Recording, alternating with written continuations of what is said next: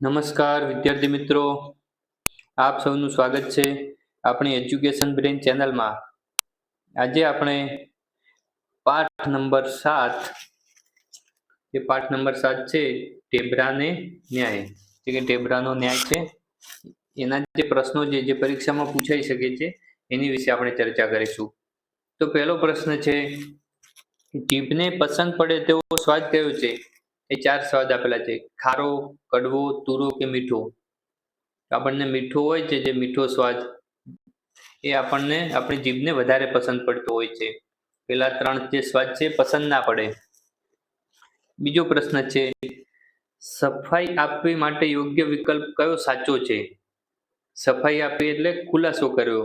આપણે ઘણીવાર કહેતા હોઈએ છીએ કે હવે તારે સફાઈ આપવાની જરૂર નથી, એટલે કે તારે હવે કોઈ પણ જે વાત છે એનો હવે ખુલાસો કરવાની જરૂર નથી, એમ આપણે કહેતા હોઈએ છીએ.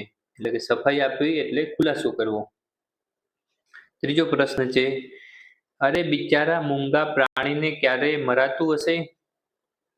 આમાં કયો ભાવ રહેલો છે? તો એ દુઃખનો ભાવ રહેલો છે. કોઈ મૂંગું પ્રાણી હોય, ગાય, ભેંસ, બકરી, એવા એને કોઈ મારતું હોય તો આપણને આમ દુઃખ થાય કે બિચારાને કેમ કોઈ મારતું હશે. તો આમાં એ જ ભાવ બતાવ્યો છે કે અરે બિચારા મૂંગા પ્રાણીને ક્યારે મરાતું હશે, એટલે દુઃખનો ભાવ છે. ચોથો, દુષ્ટ માણસને સજા થવી જ જોઈએ. દુષ્ટ માણસ હોય કોઈ, એને સજા થવી જ જોઈએ. આ વાક્યમાં વ્યક્ત થયેલ ભાવનો જે સાચો વિકલ્પ છે શોધવાનો છે. તો જે આ વાક્યમાં જે ભાવ છે ગુસ્સાનો છે. ગુસ્સા સાથે કીધું છે કે કોઈ દુષ્ટ માણસ હોય એને સજા થવી જ જોઈએ, એટલે ગુસ્સા વાળો ભાવ છે. એ પછી 5મો પ્રશ્ન છે, વાતાવરણ શબ્દ. આ શબ્દ આપ્યો છે એક વાતાવરણ, માંથી કયો શબ્દ બનતો નથી? તો કે વાતાવરણમાં પહેલો શબ્દ છે તાવ, તો કે તાવ, અહીં શબ્દ બને છે તાવ. પછી બીજો વાવ છે, તો પહેલો અક્ષર છે વાવ અને પછી આ એટલે વાવ, પણ આ પણ બને છે, આ પણ બને છે. પછી એના પછીનો શબ્દ છે રણ, તો છેલ્લો જે અક્ષર છે એ રણ, તો એ પણ બને છે. તો કયો શબ્દ નથી બનતો? તો એ લખેલું છે રમણ, રમણ. આ શબ્દ નથી બનતો, એટલે આ ઓપ્શન ડી આવશે. છઠ્ઠો પ્રશ્ન છે, રેતબા તળાવ પાણીનો રંગ ગુલાબી શાના કારણે છે? તળાવનું નામ છે રેતબા. જે રેતબા તળાવ છે એનો પાણીનો રંગ ગુલાબી છે, શાના કારણે છે? તો એના ઉપર ચોક્કસ પ્રકારની શેવાળના કારણે.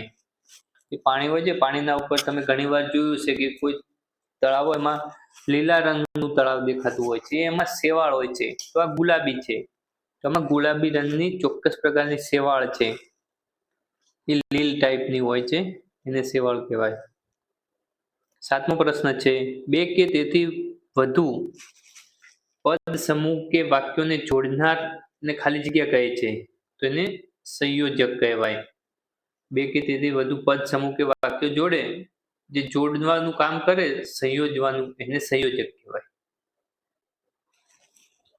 8મો પ્રશ્ન છે, રસ્તામાં કેળાની છાલ હતી, ખાલી જગ્યા પગ તેનો લપસી ગયો. તો કેળાની છાલ હતી તેથી, એટલે અહીં આવશે તેથી પગ લપસી ગયો. 9મો પ્રશ્ન છે, હંસ કન્યાએ તેને કહ્યું, ખાલી જગ્યા તે ખૂબ જ સુંદર દેખાય છે. તો કે હંસ કન્યાએ તેને કહ્યું કે તે ખૂબ જ સુંદર દેખાય છે, ઓપ્શન બી આવશે એમાં.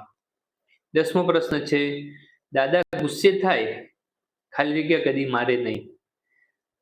તો આમાં આવશે પણ આવશે. દાદા ગુસ્સે થાય પણ કદી મારે નહીં, એટલે અહીં આવશે પણ. આ ખોટો વિકલ્પ છે. 11મો પ્રશ્ન છે, શાહમૃગના પગ લાંબા હોય છે એટલે તે ઝડપથી ચાલે છે. તો આ ખાલી જગ્યામાં આવશે એટલે. શાહમૃગ પક્ષી જે હોય છે એના પગ લાંબા હોય છે, લાંબા હોય છે એટલે તે ઝડપથી ચાલી શકે છે. 12મો પ્રશ્ન છે, રોજ 2 કિમી એટલે કે રોજ 2 કિલોમીટર ચાલવું જોઈએ, ખાલી જગ્યા 1 કલાક કસરત કરવી જોઈએ. તો કે રોજ કાં તો 2 કિમી 2 કિલોમીટર ચાલો અથવા રોજ 1 કલાક કસરત કરો, તો એ આવશે અથવા. Option C.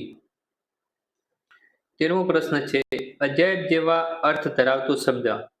એ અજાયબ શબ્દ છે એના જેવો બીજો કયો? અહીં 4 શબ્દો આપેલા છે, એમાંથી એના જેવો અર્થ ધરાવે છે તો અદ્ભુત.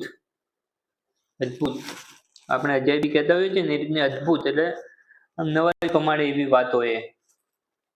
જેમાં આવશે ઓપ્શન બી. 14મો પ્રશ્ન છે, નીચેના વાક્યોમાંથી સર્વનામ શોધવાનું છે. તો સર્વનામ કોને કહેવાય? તો કે આપણે સાથે મળીને કામ કરીએ, તો એ જે આપણે શબ્દ છે ને એ સર્વનામ છે. તો આમાં આવશે ઓપ્શન બી.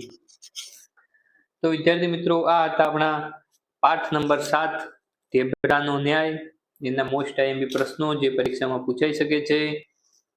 જો વિદ્યાર્થી મિત્રો તમને અમારો આ વિડીયો ગમ્યો હોય તો આપણી ચેનલને સબસ્ક્રાઇબ કરો, આ વિડીયોને લાઈક કરો અને વિડીયોમાં કોમેન્ટ કરવાનું ચૂકતા નહીં. અને હવે આપણે મળીશું આગળના વિડીયોમાં. ત્યાર સુધી બાય બાય.